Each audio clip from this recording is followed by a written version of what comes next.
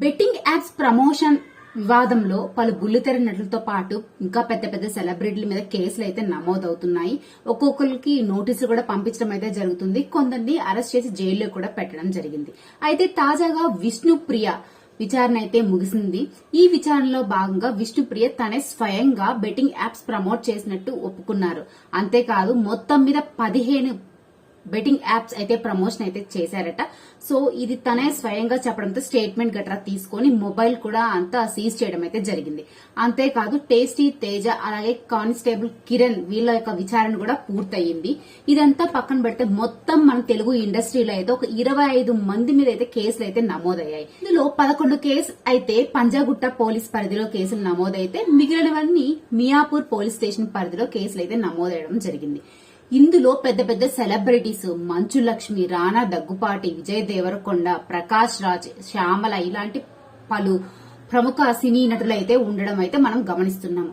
అయితే తాజాగా ప్రకాష్ రాజ్ అయితే తన మీద నమోదైన బెట్టింగ్ యాప్ కేసు మీద రియాక్ట్ అవుతూ ఒక కౌంటర్ వీడియో అయితే చేసి సోషల్ మీడియాలో అయితే పోస్ట్ చేయడం జరిగింది. అదే ఇప్పుడు వైరల్ అయింది. ఇంతకీ ప్రకాష్ రాజ్ తన వీడియోలో ఏం చెప్పాడు అనే విషయాలు తెలుసుకోవాలనుకుంటే మాత్రం మనం వీడియోలో ముందుకెళ్లిపోవాలి. దానికంటే ముందు తెలుసు కదా, ఛానల్ సబ్స్క్రైబ్ చేసుకుని పక్కన బెల్ ఐకాన్ అయితే క్లిక్ చేసేయండి.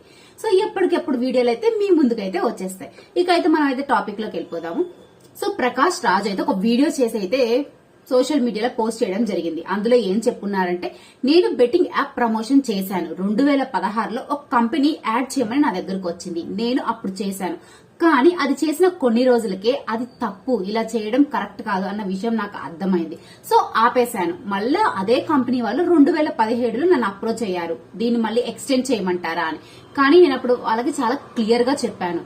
సో అప్పుడు నేను తెలిసి తెలియక చేశాను, ఇది మంచిది కాదు, దీని వల్ల చాలా కుటుంబాలు నష్టపోతున్నాయి, ఇప్పుడైతే నేను చెయ్యను అని చెప్పడంతో వాళ్ళు ఆపేశారు. కానీ 2021లో ఈ కంపెనీని వేరే కంపెనీ కొనేయడంతో వాళ్ళు మళ్లీ నా వీడియోని అయితే సోషల్ మీడియాలో పెట్టడం జరిగింది. అప్పుడు నేను వివిధ రకాలుగా వాళ్ళని కాంటాక్ట్ చేశాను. మెయిల్స్ ద్వారా, కాల్స్ ద్వారా, వాట్సాప్ మెసేజెస్ ద్వారా కాంటాక్ట్ చేసి నేను అప్పుడు చేశాను, బట్ ఇప్పుడు నాకు చేయడం ఇష్టం లేదు అనడంతో వాళ్ళు కూడా దాన్ని ఆపేశారు. కానీ తాజాగా మళ్లీ ఇప్పుడైతే సోషల్ మీడియాలోకి వచ్చింది. సో ఈ విషయాన్ని నేను చాలా క్లియర్ గా అయితే పోలీసులకు అయితే చెప్తాను. ఇంకా నా వరకు నోటీస్ రాలేదు, వచ్చినప్పుడైతే నేను ఖచ్చితంగా చెప్తాను. కానీ దానికంటే ముందు నా యొక్క అభిమానులుగా ముందైతే మీకు నేను సమాధానం చెప్పుకోవాల్సిన అవసరం ఉంది అంటూ అయితే ఇలా పోస్ట్ అయితే పెట్టారు.